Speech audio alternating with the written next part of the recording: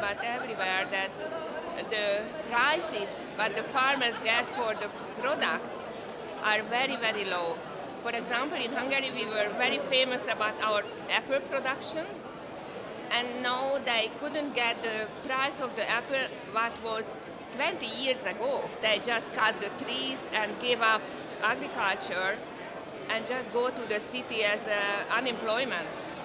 So it's really the second serious problem that less and less small-scale farmers we have.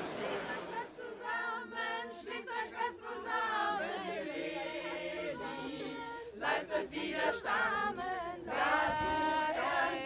leistet Widerstand, Saat, Gut, Ernte, leistet uns zusammen, Nyéléni, leistet Widerstand, Saat, Gut, Ernte, In Slovakia, when you are registered ecological farmer, you give a chance to the official bodies to have major control over you. Control of where the seeds come from, control of how do I plant the plants, to whom do I sell them, control of everything, of all the food chain. So I decided not to do it legally because I don't want to lose the freedom of doing it in the way I am doing it.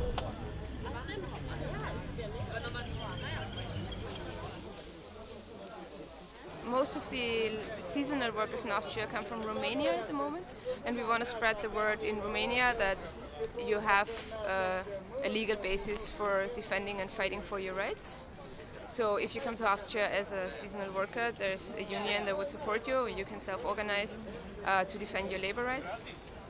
And the second reason why I came here is because I know there's many other initiatives internationally that work on similar issues.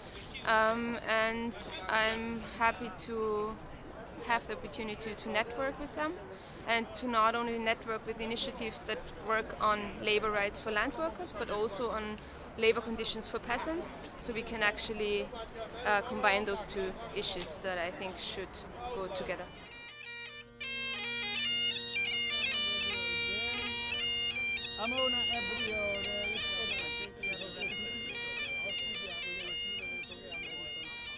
We're thinking about the homeless. We're thinking about the people with 0 hours contracts.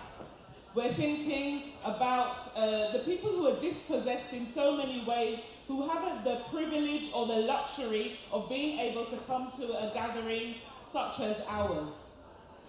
And so we're wondering how those voices can be made more central. Türkiye ve Türkiye'nin içinde bulunduğu coğrafyada çok ciddi bir savaş sürdürülüyor. Bu savaşın etkileri Doğu Avrupa'ya ve Batı Avrupa'ya olumsuz tarzda etkileyecek ama henüz bunu bu yörenin insanları, yani Avrupa'nın kavramış olduğunu düşünmüyoruz.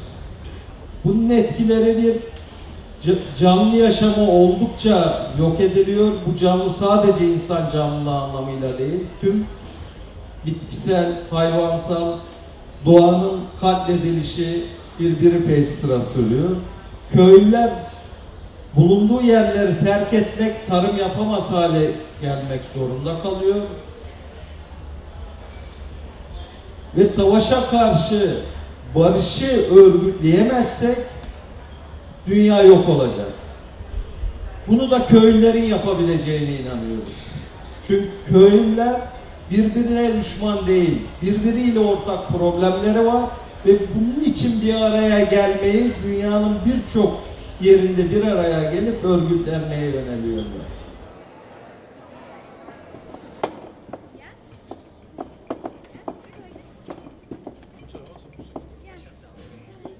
Nuestra organización está muy interesada en este tipo de foros porque se está tratando acá el asunto del acaparamiento de las tierras, cómo este acaparamiento está afectando a los campesinos, pastoralistas, nómadas, transhumantes, está afectando a millones de personas en Europa. nosotros estamos hablando del acaparamiento de los océanos, el acaparamiento de las aguas y de todos los recursos acuáticos que existen acá. Y estamos con la propuesta de que la lucha en contra del acaparamiento, que es la lucha en contra de la privatización de los recursos, debe de hacerse en conjunto. Tenemos que unirnos para presentar un frente común, y ese es el mensaje que el Foro Mundial de Pueblos Pescadores ha traído a este foro.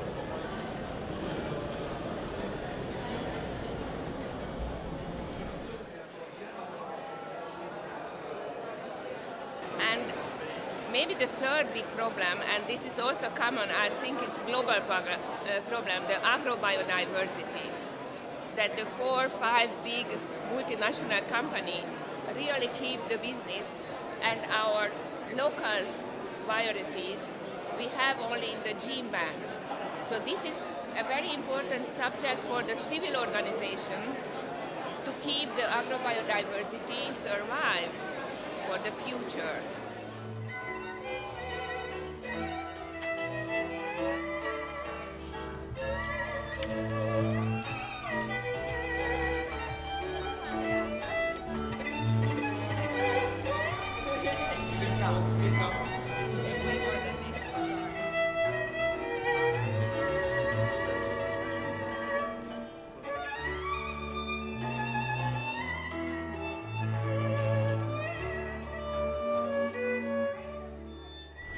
The way we, how can I say, use food sovereignty in our own country, especially on my farm.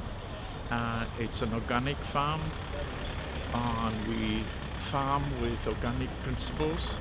We have cattle and we have pigs, and also we've created a CSA, which is one of the prime things in food sovereignty.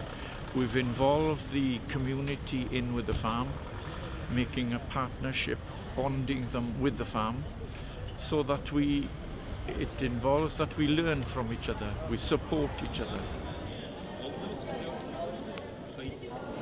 Problema suveranității alimentare este dată și de libertatea noastră. Adică eu vreau să știu ce produc, cum produc, vreau să fiu liberă să-mi produc mâncarea sau să-mi cunosc producătorul.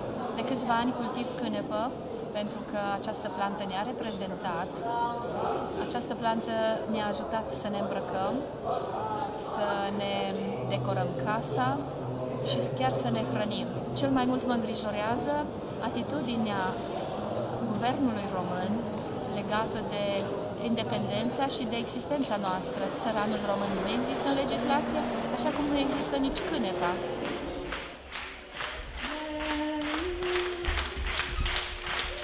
What do we want? Food sovereignty! When do we want it? What do we want? When do we want it?